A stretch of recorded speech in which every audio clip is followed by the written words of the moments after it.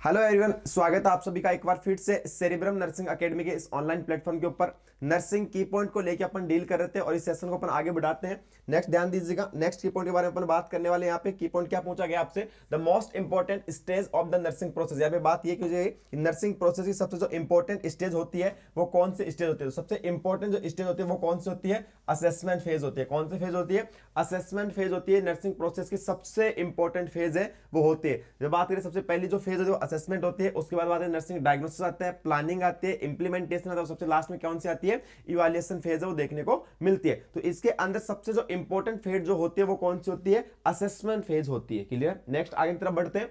When performing an abdominal assessment, in which order are the given step followed? ध्यान दीजिए, simple सी बात ये पूछ जा रही है, एब्डोमिनल असेसमेंट की यहाँ पे बात की जा रही है। एब्डोमिनल असेसमेंट को लेके यहाँ पे बात की जा रही है। सभी को पता है कि जब भी अपन फिजिकल एग्जामिनेशन करते हैं, जब भी फिजिकल एग्जामिनेशन करते हैं तो उसके अंदर 4 टेक्निक होती है। और 4 टेक्निक कौन कौन सी होती है, इंस्पेक्शन होती है, पाल्पेशन होती है, परकशन होती है और ऑस्कल्टेशन है। बेसिकली 4 फेज होती है, 4 स्टेज होती है। यहाँ पे आपसे ये पूछा गया है कि अगर एब्डोमिनल असेसमेंट कर रहे हैं तो उसकी सीक्वेंस क्या रहने वाली है। तो एब्डोमिनल असेसमेंट के केस के अंदर जो सीक्वेंस है वो क्या हो जाती है, चेंज हो जाती है। उसके अंदर जो पाल्पिटेशन वाली कंडीशन होती है, जो पाल्पेट अपन करते हैं उसको अपन क्या करते हैं, लास्ट में परफॉर्म है वो करते हैं। तो अगर आपसे सिंपल से पूछे कि फिजिकल एग्जामिनेशन 4 टेक्निक कौन सी थी, वहां पे आपका आंसर क्या होना चाहिए, इंस्पेक्शन होती है, पाल्पेशन होती है, परकशन होती है और कौन सी होती है, पाल्पिटेशन होती है। क्लियर है। नेक्स्ट यहां पे अगर आपसे ऑस्कल्टेशन होते हैं, अब यहां पे ये पूछे कि एब्डोमिनल असेसमेंट वाले केस के अंदर क्या अपने सीक्वेंस रखना है। तो सबसे पहले अपन क्या करते हैं, इंस्पेक्शन करते हैं। इंस्पेक्शन के बाद में क्या करते हैं, अपन ऑस्कल्टेशन करते हैं, फिर क्या करते हैं, परकशन करते हैं, और सबसे लास्ट में क्या,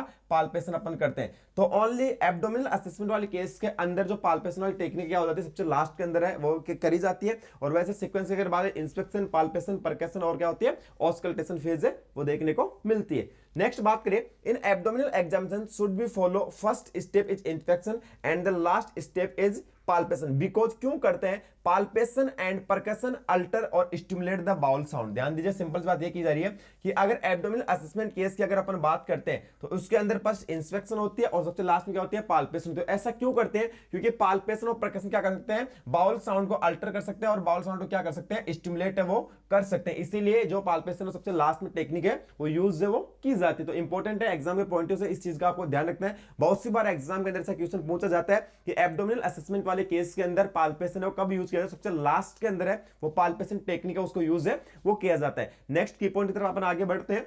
When performing a lung pulmonary assessment, lung pulmonary assessment की यहाँ पे बात की जा रही है कि lung pulmonary assessment अपन कर रहे हैं, in which order is given physical exam। तो physical exam अपन कौन से ऑर्डर में करने वाले, तो सिंपल से जो अपन यूज करते हैं, inspection, palpation, percussion and auscultation. Simple जो टेक्निक होती है अपनी चारों वो अपन यूज करते हैं, line to line inspection, palpation, percussion और auscultation. Only for only abdominal examination वाले केस के अंदर ही फिजिकल एग्जामिनेशन टेक्निक क्या होती है, चेंज होते हैं। इंस्पेक्शन स्टार्टिंग होता है और पाल्पेशन क्या होता है, सबसे लास्ट के अंदर यूज है वो की जाती है। नेक्स्ट की पॉइंट तरफ अपन आगे बढ़ते हैं।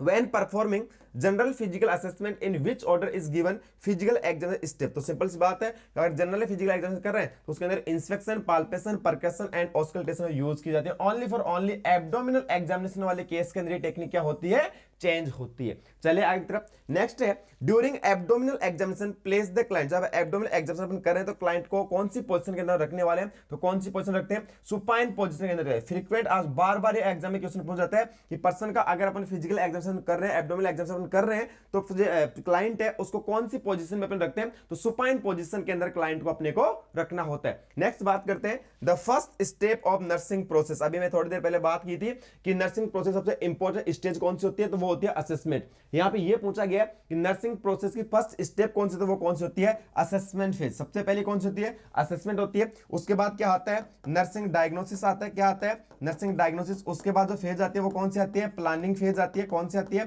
प्लानिंग फेज आती है। इसके बाद आती है वो आती है इंप्लीमेंटेशन फेज आती है और उसमें लास्ट में कौन सी आती है, इवैल्यूएशन फेज होती है। तो यहां पे आपसे ये पूछा गया कि सबसे जो फर्स्ट स्टेप होती है नर्सिंग प्रोसेस की वो कौन सी होती है, तो असेसमेंट फेज है, सबसे फर्स्ट फेज होती है किसकी, आपके नर्सिंग प्रोसेस की। आगे बढ़ते हैं नेक्स्ट पॉइंट, ध्यान दीजिएगा।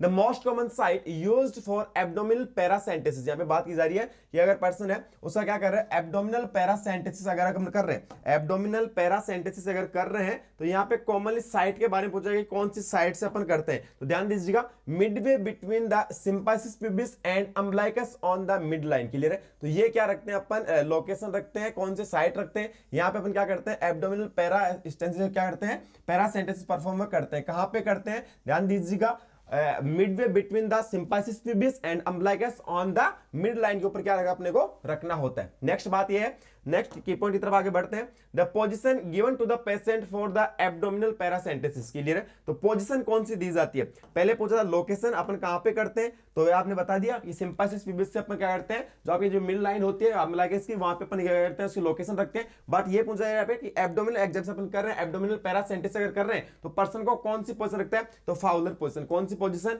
फाउलर पोजीशन है वो अपन देते हैं। Next, during lumbar puncture, next बात है लंबार पंक्चर, सीएसएफ फ्लूइड को अपन कलेक्ट करते हैं लंबार पंक्चर के द्वारा। तो यहां पे आपसे ये पूछा गया है, during the lumbar puncture which position is given to a patient. ध्यान दीजिएगा, लंबार पंक्चर अपन कर रहे हैं, क्या करते हैं, लंबार पंक्चर के अंदर जो सीएसएफ फ्लूइड है, सब अरेक्नोइड स्पेस क्या करते हैं, सीएसएफ फ्लूइड को कलेक्ट करते हैं। तो ड्यूरिंग द लंबार पंक्चर कौन सी पोजीशन देते हैं, साइड लाइन या वो सी शेप्ड पोजीशन है, ये पर्सन को अपने को देनी होती है, क्लियर।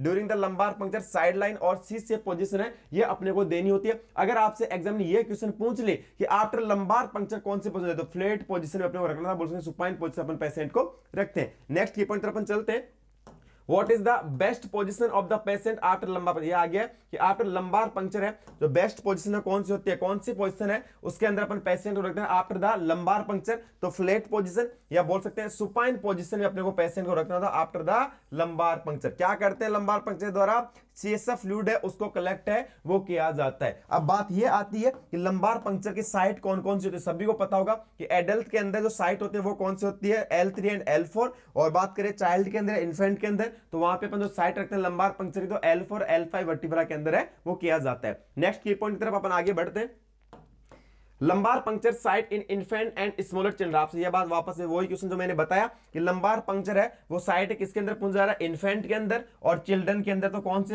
लोकेशन होती है, L4 एंड L5 वर्टिब्रा के बीच अपन क्या करते हैं, लंबार पंक्चर करते हैं इन्फेंट और स्मॉल चिल्ड्रन के अंदर। अगर बात ये एडल्ट के अंदर, तो एडल्ट के अंदर L3 एंड L4 वर्टिब्रास क्या करते हैं अपन, लंबार पंक्चर करते हैं। यहाँ पे L4 L5 से क्यों करते हैं, क्योंकि बात की जाती है यहाँ पे, बात करें इन्फेंट और स्मॉलर चिल्ड्रन के अंदर स्पाइनल कॉर्ड कहां तक एंड होती है, L2 L3 लेवल तक क्या होती है, एंड होती है। स्मॉल चिल्ड्रन या इन्फेंट के अंदर बात करें तो वहां पे क्या होता है, जो स्पाइनल कॉर्ड होती है वो lumbar second lumbar third vertebra पे जाके होती है, एंड होती है। इसीलिए लंबार थर्ड लंबार फोर्थ अपन क्या नहीं करते हैं, लंबार पंक्चर हम नहीं करते इन्फेंट और चिल्ड्रन के अंदर। इसलिए कौन सी करते हैं, लोकेशन L4 एंड L5 पे अपने को रखना होता है। चलते हैं आगे की पॉइंट की तरफ, in a lumbar puncture needle must be inserted into, जब लंबार पंक्चर अपन करते हैं तो निडल को कहां इंसर्ट करते हैं, तो कहां करते हैं भैया, सब अरेकिनोइड स्पेस के अंदर। कहां करते हैं, सब अरेकिनोइड स्पेस के अंदर लंबार पंक्चर वो निडल है वो क्या करते हैं, इंसर्ट करते हैं। और सब अरेकिनोइड स्पेस के अंदर क्या होता है, सीएसएफ फ्लूइड प्रेजेंट होता है। अब बात ये भी पूछा जाता है कि सब अरेकिनोइड स्पेस कौन कौन सी लेयर के बीच में प्रेजेंट होता है, तो आपकी जो मेनिंजेस होती है उसके अंदर जो मिडल वाली होती है अरेकिनोइड मैटर, एंड जो सबसे इनर लेयर होती है कौन सी, पाया मैटर। इन दोनों के बीच में जो स्पेस बनता है अरेकिनोइड मैटर और पाया मैटर जो स्पेस बनता है, उस स्पेस को क्या बोला जाता है, उसको बोला जाता है सब अरेकिनोइड स्पेस। और इसी स्पेस के अंदर क्या होता है, सीएसएफ फ्लूइड क्या होता है, कलेक्शन है वो होता है। नेक्स्ट की पॉइंट की तरफ आगे बढ़ते हैं, most common complication of lumbar puncture. Lumbar puncture का मोस्ट कॉमन कॉम्प्लिकेशन क्या होता है, सबसे कॉमन कॉम्प्लिकेशन क्या होता है उसका, हेडेक होता है। क्या होता है, हेडेक होता है। एक चीज और आती है कि लंबार पंक्चर किस कंडीशन में, मोस्ट कॉमन कौन सी कंडीशन जिसमें कॉन्ट्रा इंडिकेटेड होता है, तो इंक्रीज आईसीपी वाले केस का ध्यान दीजिएगा, इंक्रीज आईसीपी वाले केस के अंदर लंबार पंक्चर क्या होता है, कॉन्ट्रा इंडिकेटेड होता है। ध्यान दीजिए, इंपॉर्टेंट क्वेश्चन है एग्जाम के पॉइंट ऑफ व्यू से।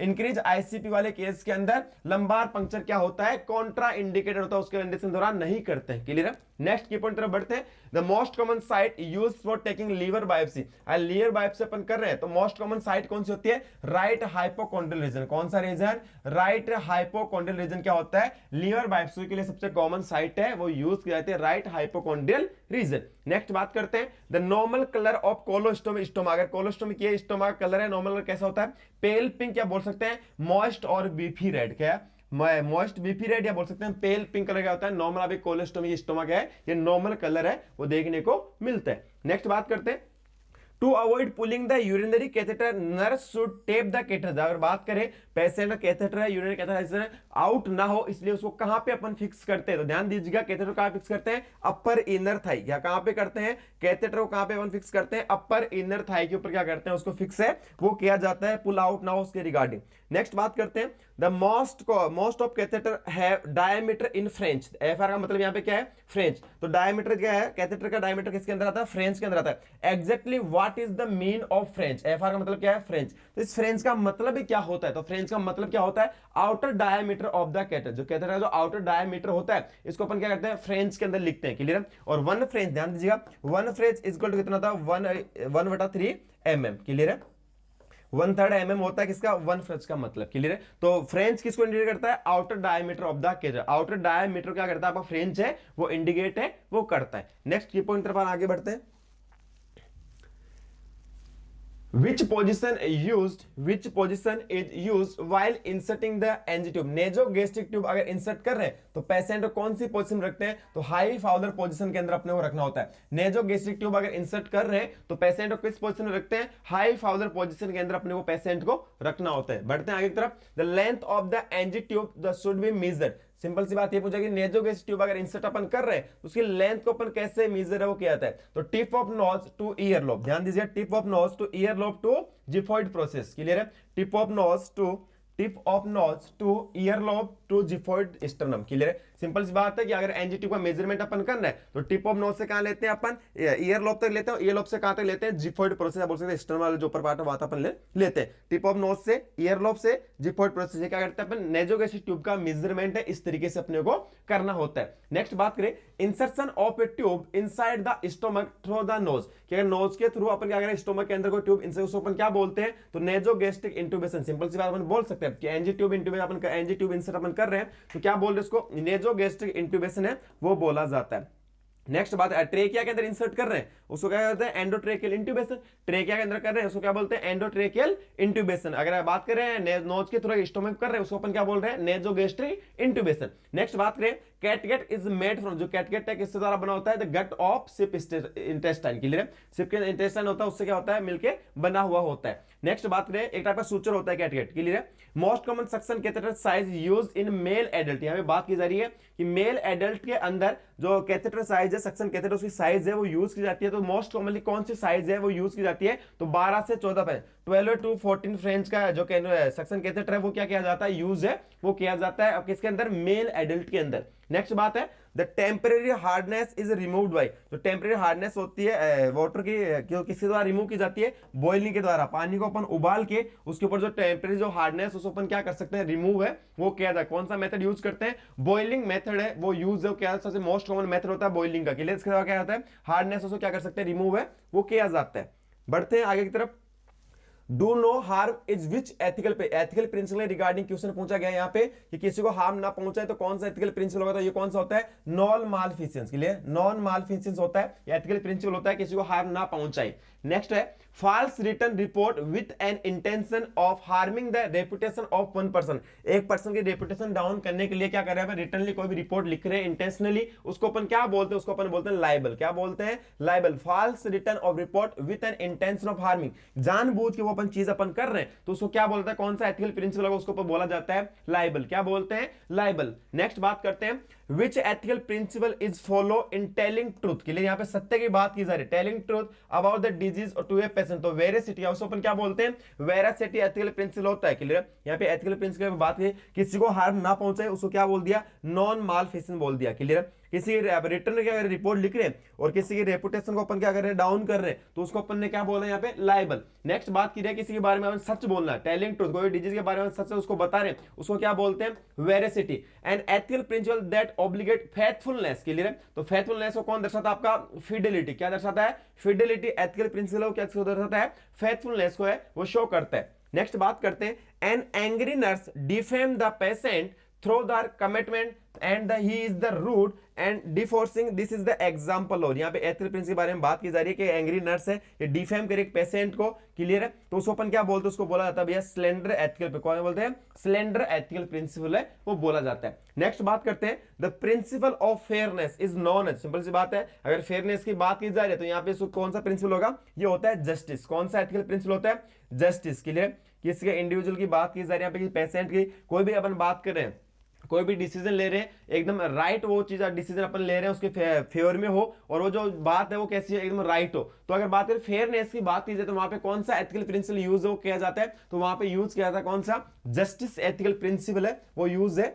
वो किया जाता है। नेक्स्ट आगे की तरफ बढ़ते हैं, टचिंग ए पेशेंट और holding a patient without consent, किसी पेशेंट को अपन टच कर रहे हैं, किसी पेशेंट को अपन पकड़ रहे हैं विदाउट द, उसके परमिशन के बिना अगर उसको टच कर रहे हैं, क्लियर है, उसके परमिशन के बिना अगर उसको टच कर रहे हैं, तो ये कौन सा एथिकल प्रिंसिपल होगा, तो इसको बोला था भैया बैटरी। क्या बोलते हैं, कौन सा एथिकल प्रिंसिपल होता है, बैटरी, क्लियर है। उससे कंसेंट के बिना उसको पकड़ रहे हैं, उसको क्या बोला, उसको टच कर रहे हैं, कौन सा एथिकल प्रिंसिपल होगा, बैटरी। नेक्स्ट बात करें, professional negligence is legally term as, अकेले प्रोफेशनल नेग्लिजेंस अगर देखने को मिल रही है, इसको क्या बोलते हैं, इसको बोला जाता है भैया माल प्रैक्टिस, को होगा उसका माल प्रैक्टिस। नेक्स्ट बात करते हैं, a written statement of policies and principle that guide the behaviour of all employees, इसका इसको क्या बोलते हैं, वर्क ऑफ एथिक्स, क्या बोला जाता है, वर्क ऑफ एथिक्स है वो बोला जाता है। नेक्स्ट बात करते हैं, application of force to another person without law justification, क्या बोलेंगे, अभी ऊपर बात की अपने, क्या उसको क्या बोलते हैं, बैटरी एथिकल प्रिंसिपल के नाम से उसको जाना जाता है, क्लियर है। नेक्स्ट बात करते हैं, it is an occupation of ethical components devoted for the promotion of human and social welfare, is the terminology of the profession, क्या बोलेंगे उसको, अपन क्या बोलने वाले हैं, प्रोफेशन है वो अपन बोलने वाले हैं। नेक्स्ट बात करते हैं, respect of individual right to self determination is norm, इसको क्या बोलते हैं, ऑटोनॉमी। बार बार फ्रीक्वेंटली आस्क्ड क्वेश्चन, बार बार एग्जाम के अंदर ऑटोनॉमी से रिगार्डिंग है, एग्जाम के अंदर क्वेश्चन देखने को मिलता है, किसी पर्सन की अपन रेस्पेक्ट कर रहे हैं, इंडिविजुअल की अपन रेस्पेक्ट कर रहे हैं, किसके लिए, सेल्फ डिटर्मिनेशन, इसको अपन क्या बोला जाता है, उसको बोला जाता है ऑटोनॉमी। ये बेसिक टर्मिनोलॉजी है, बेसिक की पॉइंट है, आपके एग्जाम के अंदर बहुत ही इंपॉर्टेंट है, आपके रहने वाले डायरेक्टली लाइन है एग्जाम के अंदर देखने को मिलती है, क्लियर। तो जितने भी की पॉइंट मैं आपको बता रहा हूं, इनको ऐसा नहीं है कि आप वीडियो देख ले वहीं पे छोड़ दे, नहीं, इनको एक नोटबुक लेनी है, वहां पे आपको सारे की पॉइंट आपको लिखने हैं। मैं फिर बार बार वही चीज रिपीट करता हूं, आपके एग्जाम से पहले 5 से 10 दिन पहले अगर आप इन की पॉइंट आप क्या कर सकते हो, पूरे रिवाइज कर सकते हो, पूरे थ्योरी नोट्स को आप एक साथ रिवाइज कर नहीं सकते, तो ये की पॉइंट अगर आप बना लोगे तो एग्जाम से 5 से 7 दिन पहले अगर की पॉइंट करोगे तो आप पूरे सब्जेक्ट क्या होने वाले, रिवाइज होने वाले, हर एक सब्जेक्ट से अपन इंपॉर्टेंट की पॉइंट की यहाँ पे बात है वो करने वाले। चलते हैं आगे की तरफ, डूइंग नो हार्म और do not harm to a client other is non as, कि क्लाइंट को अपन हार्म नहीं पहुंचा रहे तो उसको क्या बोलते हैं, ये होता है नॉन मालफिशियंस, क्या होता है, नॉन मालफिशियंस। नेक्स्ट बात करें, tracheostomy is perform between the, यहां पे बात की जाए ट्रेकियोस्टोमी अगर अपन कर रहे हैं तो कहां पे परफॉर्म करते हैं, second and third tracheal ring, कहां पे करते हैं, second and third tracheal ring के अंदर क्या करते हैं, ट्रेकियोस्टोमी की जाती है, very very very important. Next बात करते हैं, the endotracheal tube is put into the, जो एंडोट्रेकियल ट्यूब अगर इंसर्ट करते हैं वो किसके अंदर इंसर्ट करते हैं, ट्रेकिया के अंदर इंसर्ट, किसके अंदर करते हैं, ट्रेकिया के अंदर इंसर्ट है, वो किया जाता है किसको, एंडोट्रेकियल ट्यूब को। ये भी एग्जांपल इंपॉर्टेंट की पॉइंट है एग्जाम के पॉइंट ऑफ व्यू से, क्लियर है। तो टोटल लगभग अपने 160 की पॉइंट है, 4 क्लासों के अंदर कंप्लीट है, वो हो गए, हर एक की पॉइंट आपके एग्जाम के पॉइंट से बहुत ही इंपॉर्टेंट है। तो क्लास अच्छी लगी हो तो कमेंट सेक्शन में कमेंट जरूर करें, क्लियर है। और ये चैनल है, ये क्लास है, ये सब नर्सिंग स्टूडेंट तक पहुंचा दे, अपने फ्रेंड्स सर्कल इसको शेयर कर दीजिएगा, सभी को इन क्लासेस का बेनिफिट है वो मिलना चाहिए। तो मिलते हैं नेक्स्ट क्लास के अंदर आगे की पॉइंट पर लगे, तब तक के लिए सभी लोगों को धन्यवाद।